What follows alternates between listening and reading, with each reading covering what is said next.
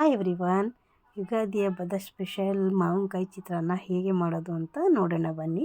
ಇಲ್ಲಿ ಒಂದು ಸೋತಾಪುರಿ ಮಾವಿನಕಾಯಿನ ತೊಗೊಂಡಿದ್ದೀನಿ. ಅದನ್ನ ಸಿಪ್ಪೆನ ತೆಗೆದು ತುರಿದು ಇಟ್ಕೊಂಡಿದ್ದೀನಿ. ಇಲ್ಲಿ ಒಂದು ಮಿಕ್ಸಿ ಜಾರ್ಗೆ ಒಂದು ಅರ್ಧ ಕಪ್ ಆಗೋಷ್ಟು ತೆಂಗಿನಕಾಯಿ ತುರಿ ಮತ್ತು ಒಂದು ಖಾರಕ್ಕೆ ಅನುಗುಣವಾಗಿ ಒಂದು 5 ಹಸಿರು ಮೆಣಸಿನ್ಕಾಯಿ, 1 ಇಂಚಷ್ಟು ಶುಂಠಿ, ಕರಿಬೇವು ಮತ್ತು ಕೊತ್ತಂಬರಿ ಸೊಪ್ಪು, ಸ್ವಲ್ಪ ಸಾಸಿವೆ ಹಾಕಿ ನೀಟಾಗಿ ತರಿಯಾಗಿ ಒಂದು ಚೂರು ನೀರು ಸೇರಿಸಿ ನೀಟಾಗಿ ತರಿಯಾಗಿ ಇಲ್ಲಿ ರುಬ್ಕೊಂಡು ಬರಬೇಕು. ಅಷ್ಟರಲ್ಲಿ ಒಂದು ಬಾಣಲಿ ಇಟ್ಟು ಇಲ್ಲಿ ಎಣ್ಣೆನ ಒಂದು 4 to 5 ಟೇಬಲ್ ಸ್ಪೂನಷ್ಟು ಎಣ್ಣೆ ಸೇರಿಸಿ ಅದಕ್ಕೆ ಸಾಸಿವೆ, ಜೀರಿಗೆ, ಕಡಲೆಬೇಳೆ, ಉದ್ದಿನಬೇಳೆ ಸ್ವಲ್ಪ ನೀಟಾಗಿ ಇದನ್ನ ಫ್ರೈ ಆಗೋವರೆಗೆ ಗೋಲ್ಡನ್ ಕಲರ್ ಬರೋವರೆಗೂ ಕೂಡ ಫ್ರೈ ಮಾಡ್ಕೊಂಡಿದ್ದೀನಿ. ಫ್ರೈ ಮಾಡಿದ ನಂತರ ಇಲ್ಲಿ ಒಂದು ಕಡಲೆಬೀಜನ ಸೇರಿಸಿದ್ದೀನಿ. ಕಡಲೆಬೀಜನ ನಿಮಗೆ ಎಷ್ಟು ಬೇಕೋ ಅಷ್ಟು ಸೇರಿಸ್ಕೊಳ್ಳಿ. ಇಲ್ಲಿ ಒಂದು 1/4 ಕಪ್ ಆಗೋಷ್ಟು ಕಡಲೆಬೀಜ ಸೇರಿಸಿದ್ದೀನಿ. ಅದು ಫ್ರೈ ಆಗಿದ ನಂತರ ತೆಗೆದಿಟ್ಟಿದ್ದೀನಿ. ಹಸಿರು ಮೆಣಸಿನ್ಕಾಯಿ ಮತ್ತು ಒಣಮೆಣಸಿನ್ಕಾಯಿ, ಕರಿಬೇವು ಮತ್ತು ಒಂದೇ ಒಂದು ಚಿಕ್ಕದಾಗಿ ಈರುಳ್ಳಿನ ಸೇರಿಸಿದ್ದೀನಿ.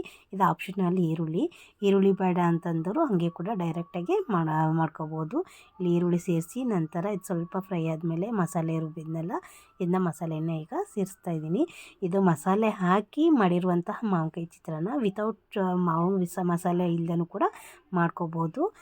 ತದನಂತರ ಇದು ಸ್ವಲ್ಪ ಹಸಿ ವಾಸನೆವರೆಗೂ ಫ್ರೈ ಮಾಡಿದ ನಂತರ ಒಂದು 1/4 ಟೇಬಲ್ ಸ್ಪೂನಷ್ಟು ಅನ್ನ ಪುಡಿನ ಸೇರಿಸಿ ನೀಟಾಗಿ ಮಿಕ್ಸ್ ಮಾಡಿ ನಂತರ ಇಲ್ಲಿ ತುರಿದಿಟ್ಟಿರುವಂತಹ ಮಾವಿನಕಾಯಿ ತುರಿನ ಇಲ್ಲಿ ಸೇರಿಸ್ತಾ ಇದ್ದೀನಿ. ಸೇರಿಸಿ ನೀಟಾಗಿ ಒಂದೇ ಒಂದು 5 ನಿಮಿಷ ನೀಟಾಗಿ ಇದನ್ನ ಮಿಕ್ಸ್ ಮಾಡ್ಕೋಬೇಕು. ಮಿಕ್ಸ್ ಮಾಡಿದ ನಂತರ ರುಚಿಗೆ ತಕ್ಕಷ್ಟು ಉಪ್ಪನ್ನು ಸೇರಿಸಿ ನೀಟಾಗಿ ಹೊಂದ್ಕೊಳ್ಳೋ ರೀತಿಯಲ್ಲಿ ಲೋ ಫ್ಲೇಮಲ್ಲೇ ಇಟ್ಕೊಂಡು ನೀಟಾಗಿ ಇಲ್ಲಿ ಮಿಕ್ಸ್ ಮಾಡ್ಕೋಬೇಕು.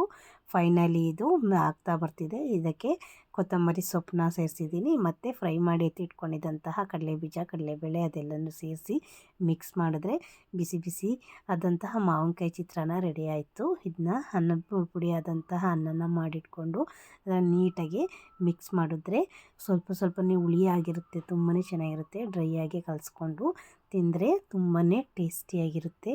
ನೀವು ಒಂದು ಸತಿ ಟ್ರೈ ಮಾಡಿ. ಆ್ಯಂಡ್ ಆಲ್ಸೋ ಬೇಗನೆ ಆಗುತ್ತೆ. ನಿಮಗೂ ಇಷ್ಟ ಆದಲ್ಲಿ ಪ್ಲೀಸ್ ಲೈಕ್ ಮಾಡಿ, ಶೇರ್ ಮಾಡಿ, ಸಬ್ಸ್ಕ್ರೈಬ್ ಮಾಡಿ. Thank you.